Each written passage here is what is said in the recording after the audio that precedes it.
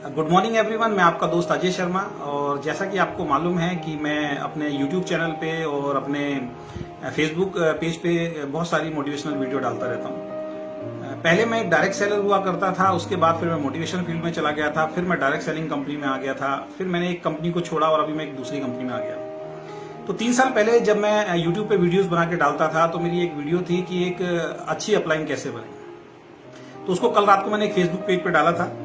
तो जैसे ही मैंने उसको डाला तो एक व्यक्ति हैं, मिस्टर कैलाश प्रजापति हैं, तो इन्होंने एक बहुत अच्छा सवाल फेसबुक पे आके मुझसे पूछा। उन्होंने मुझसे पूछा कि अगर एक अपलाइन छोड़कर दूसरी कंपनी में चला जाए तो क्या करना चाहिए। मैंने वीडियो डाला था कि एक अच्छी अपलाइन कैसे बने। अब इनका उसका पूछने का संबंध तात्पर्य क्या था वो मैं नहीं समझ पाया हूं, लेकिन फिर भी मैं इसका आंसर यहां पे देना चाहता हूं क्योंकि मुझे इनका सवाल बहुत अच्छा लगा। ये गुजरात से हैं, साबरमती से हैं, जिन्होंने ये सवाल मेरे से पूछा।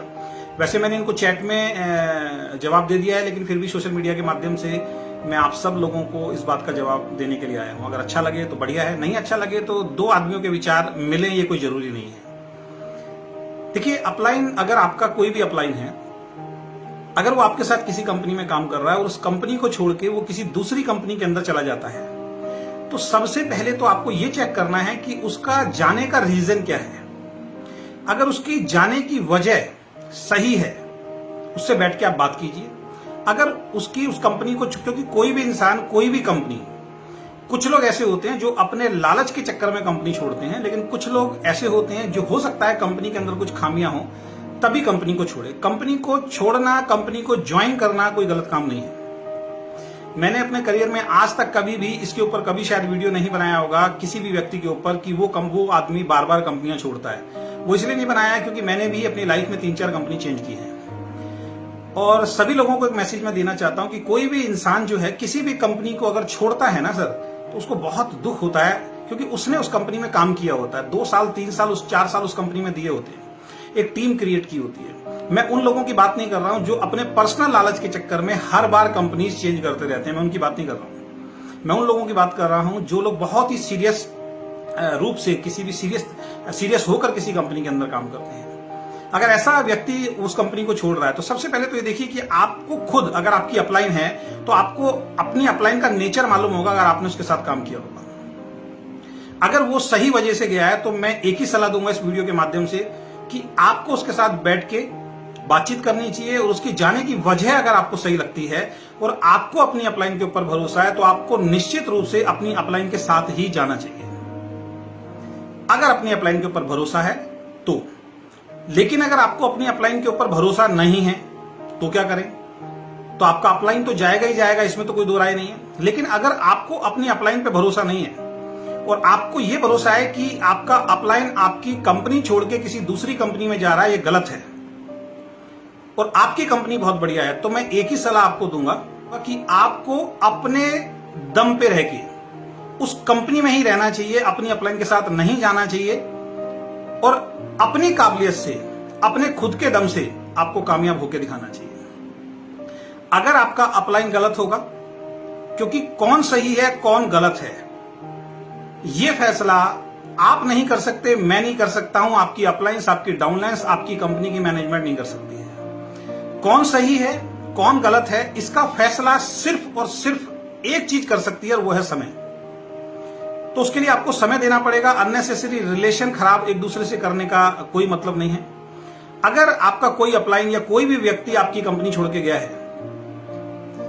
अगर वो गलत होगा तो आने वाले वक्त में वो उस कंपनी में नाकामयाब होगा जहां वो छोड़ के गया, उसको पछतावा होगा और उसका बहुत बड़ा नुकसान होगा।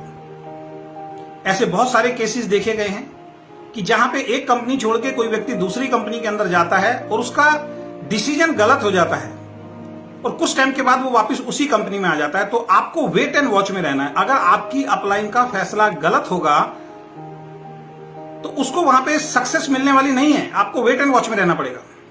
एक दिन हो सकता है वो पछतावा करके, वो हार मान के, वो थक हार के आपके साथ वापस आ जाए। लेकिन अगर उसका डिसीजन सही हुआ तो दोस्त सिर्फ आपको पछतावा होगा, फिर आपको पछतावा होगा। क्यों?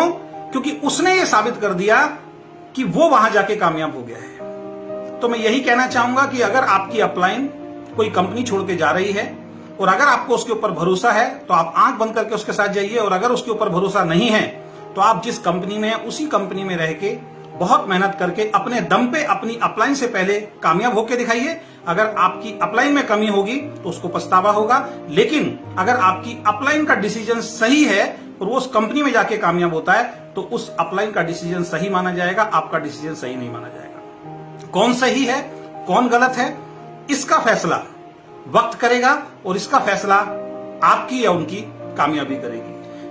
जब तक दोनों में से कोई कामयाब नहीं होता है तब तक किसी को भी ये कहने का हक नहीं है कि किसका फैसला सही है और किसका फैसला गलत है। आशा करता हूं आपको मेरा ये संदेश पसंद आया होगा।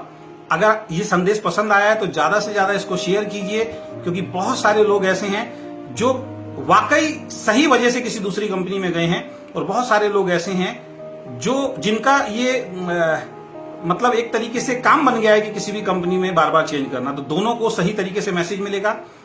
अब आगे से जो भी मेरे फेसबुक पे किसी भी तरीके का कोई कमेंट करेंगे तो मैं एजुकेशन के माध्यम से, उस कमेंट के माध्यम से लाखों करोड़ों लोगों तक ये मैसेज पहुंचाऊंगा कि एक्चुअल में क्या चीज सही है और क्या चीज गलत है। तो बहुत बहुत धन्यवाद। Thank you so much.